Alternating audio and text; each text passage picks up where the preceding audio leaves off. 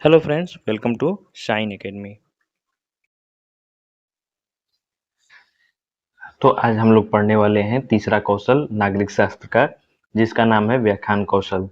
और यहाँ पे आप ऊपर लिख सकते हैं पर्यवेक्षक का नाम, दूसरा है कौशल का नाम। कौशल का नाम क्या है? व्याख्यान कौशल। और जो हमारे पर्यवेक्षक होंगे उनका नाम, जिनका विषय होगा वहाँ पे होता है। और यहाँ पे कॉलम, कॉलम में दिनांक, विषय, कक्षा, वर्ग, कालांश और अवधि। अवधि व्याख्यान कौशल की 6 से 12 मिनट की होती है, यह आपको पता है। प्रकरण क्या है? प्रकरण है राष्ट्रपति। कौशल के घटकों को चलिए एक एक करके समझ लेते हैं कि कौशल के घटक से क्या मतलब है एक एक।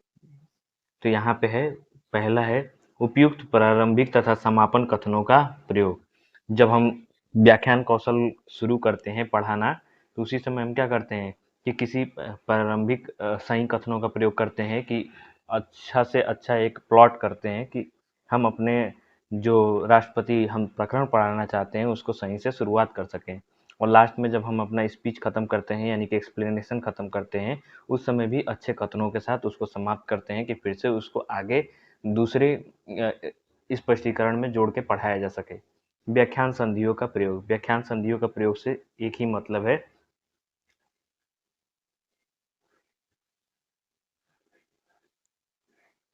व्याख्यान संधि से मतलब है कि अगर आप व्याख्यान संधि जब एक व्याख्यान दे लिए तो दूसरा जब व्याख्यान देने जाएं तो उसका संबंध पीछे वाले व्याख्यान से होना चाहिए। इस तरह से आप व्याख्यान संधियों का प्रयोग करते हैं, तो इस तरह से दोनों व्याख्यान एक दूसरे से जुड़ जाते हैं।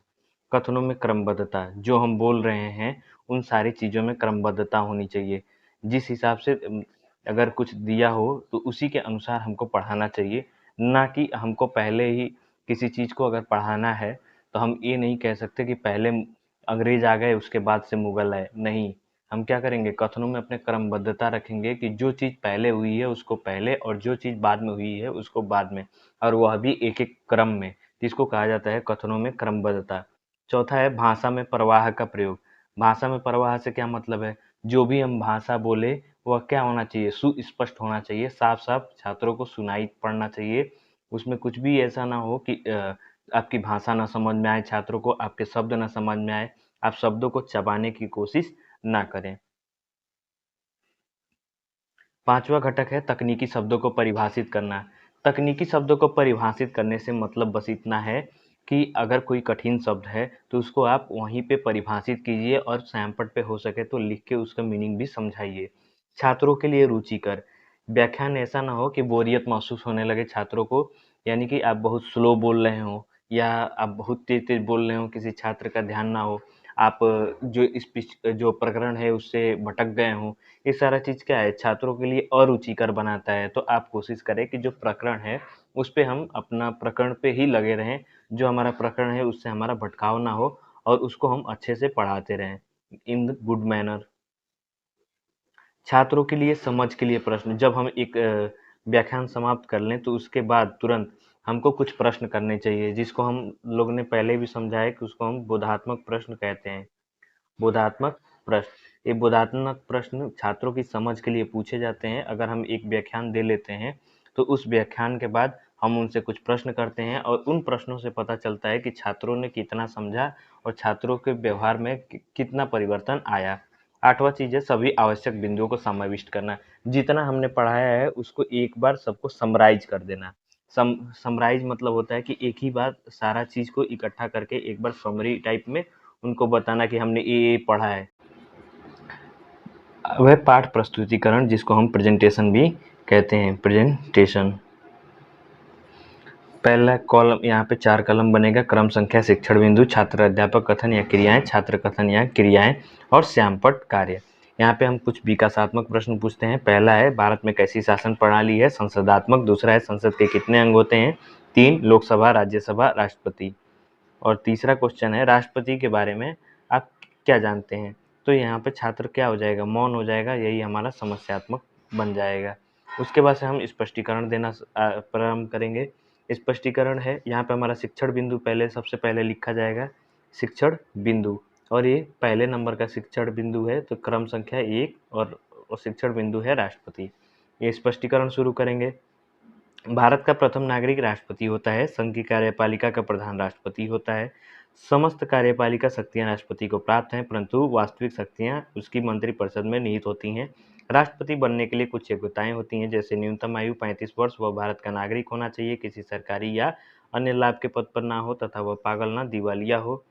राष्ट्रपति का कार्यकाल 5 वर्ष का होता है। भारत की सेनाओं का सर्वोच्च सेनापति होता है। राष्ट्रपति प्रधानमंत्री, राज्यपालों, उच्चतम व उच्च न्यायालयों के न्यायाधीशों की नियुक्तियां करता है।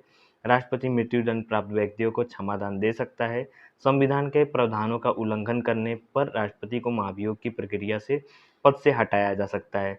राष्ट्रपति अपना त्यागपत्र उपराष्ट्रपति को देते हैं। तो ये सारा चीज हो गया। और उसके बाद यहाँ छात्र छात्रा कथन में हम लिखते हैं कि छात्र कथन को ध्यानपूर्वक सुनते हैं और श्यामपट्ट कार्य में जो जो मेन टॉपिक होता है, जिनको हमको श्यामपट्ट कार्य में प्रेजेंटेशन करते वक्त देना होता है, उसको यहाँ पे लिख लेते हैं। और यहाँ पे है महाभियोग, ये सारा चीज लिख लेते हैं जो श्यामपट्ट पर हमको करना होता है। उसके बाद से है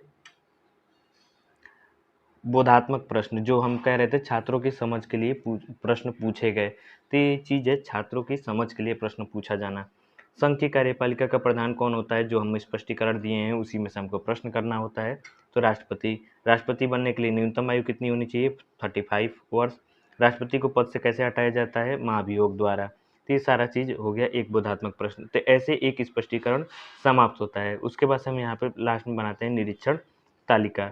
निरीक्षण तालिका में क्या होता है, टैलीज होते हैं, व्यवहार घटक और रेटिंग स्केल।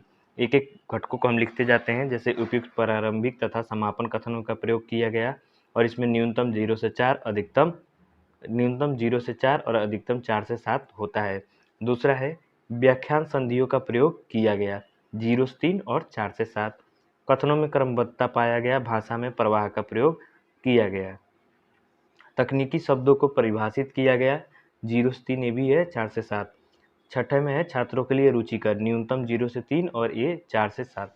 छात्रों की समझ के लिए प्रश्न पूछा गया, ये 0 से 3, 4 से 7 सभी आवश्यक बिंदुओं को समाविष्ट किए गए। यहाँ पे भी 0 से 3 और 4 से 8 होता है, 4 से 7 होता है और ये मिनिमम मैक्सिमम का होता है।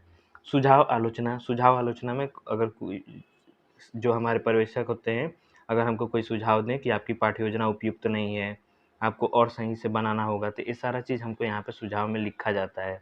अगर बेहतर था तो लिखा जाता है कि हाँ आपका प्रस्तुतिकरण अच्छा था। तो ये सारा चीज़ सुझाव आलोचना में लिखा जाता है और नीचे होता है पर्यवेक्षक हस्ताक्षर। और ये क्लास समाप्त हुई। तो दोस्तों कैसी लगी क्लास, अगर अच्छी लगी तो प्लीज़ लाइक कीजिए, शेयर कीजिए, सब्सक्राइब कीजिए एंड कमेंट।